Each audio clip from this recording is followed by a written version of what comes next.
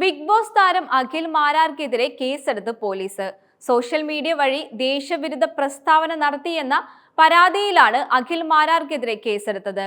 BJP Kottarakkara മണ്ഡലം president Aneesh Kizhakkekara നൽകിയ പരാതിയിലാണ് കൊട്ടാരക്കര പോലീസ് കേസെടുത്തത്. ഇന്ത്യ പാകിസ്ഥാൻ ഏറ്റുമുട്ടലിൽ വെടിനിർത്തൽ പ്രഖ്യാപിച്ചതിന് പിന്നാലെ അഖിൽ മാരാർ സാമൂഹ്യ മാധ്യമത്തിൽ വീഡിയോ പോസ്റ്റ് ചെയ്തിരുന്നു. വീഡിയോയിലെ ഉള്ളടക്കം രാജ്യവിരുദ്ധമെന്നായിരുന്നു പരാതി. യുദ്ധം അവസാനിപ്പിക്കണം എന്നതിൽ യാതൊരു തർക്കവും വേണ്ട, എന്നാൽ അത് അമേരിക്കയ്ക്ക് ആത്മാഭിമാനം പണയം വെച്ചുകൊണ്ടായിരിക്കരുത്. അഖിൽ മാരാറിന്റെ ഫേസ്ബുക്ക് പോസ്റ്റിൽ ഇങ്ങനെയാണ് കുറിച്ചത്.